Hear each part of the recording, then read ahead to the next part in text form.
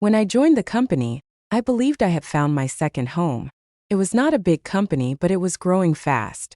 Everyone worked hard, and dreams filled the air more than money. I was hired as a junior manager, and my supervisor was Daniel, a calm and intelligent man who spoke very little but listened deeply. Daniel was married. Everyone knew that. He often talked about responsibility, loyalty, and long-term goals. I respected him, not in a romantic way but as a leader. He trusted me with important tasks, and slowly we began working closely on projects that could change the future of the company. Our CEO was rarely present. Most decisions were handled by Daniel and a few senior members. Late meetings, emails at night, and long discussions became normal. We were not just employees anymore. We were builders of something beyond home. My life was quiet but empty. My marriage existed but emotions did not. Conversations were short, and understanding was missing. I never complained, but silence became heavy. Work became my escape and success became my comfort. Daniel never crossed any line, at least not at first. But emotional closeness does not ask for permission. It grows quietly. We started sharing stress, fears, and hopes. Not personal secrets, but professional frustrations that slowly turned personal. One night, after a long project meeting, Daniel said, "Sometimes, the people who work together understand each other better than anyone else." That sentence stayed with me. Soon we were leading almost every major decision. The company depended on us.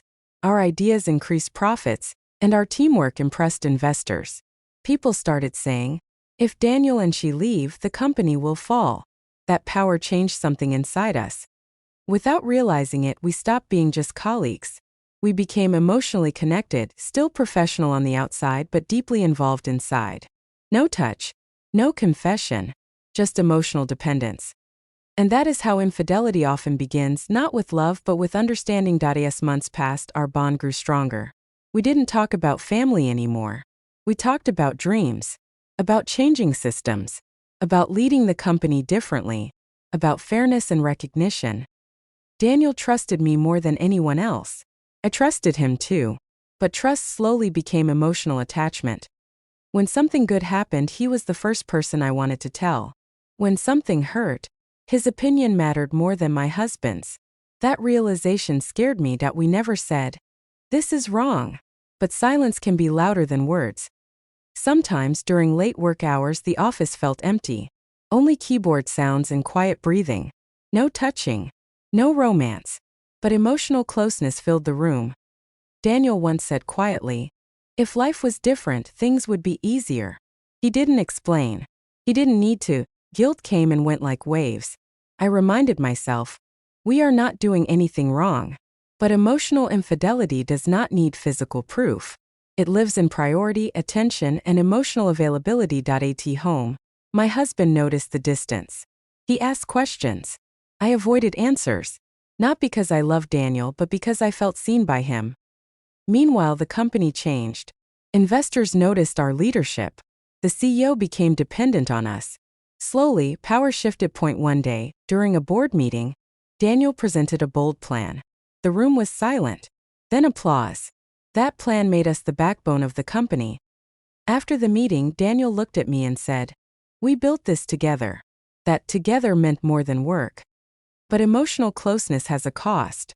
Daniel became distant at times, afraid of what he felt.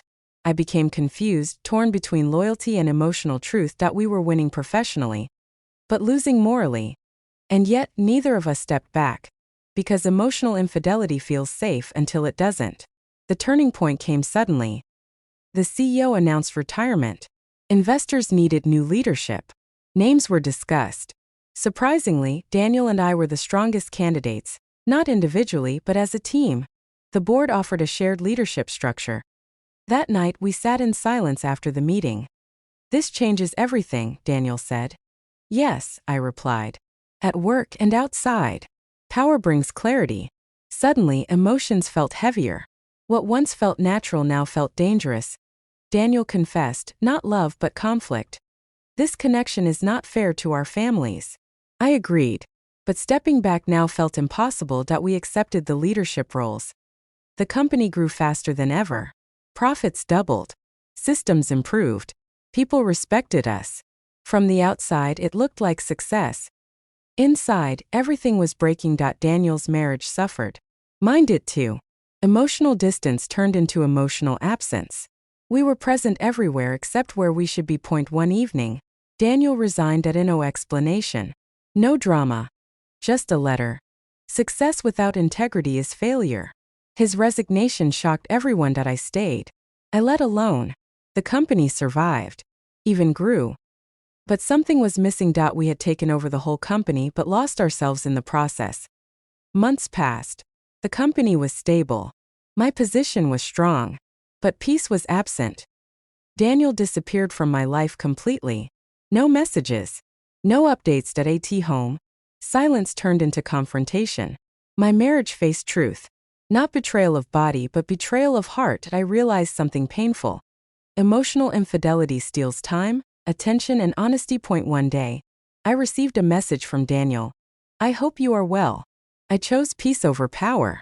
I understood then that we didn't destroy lives loudly, that we damaged them quietly.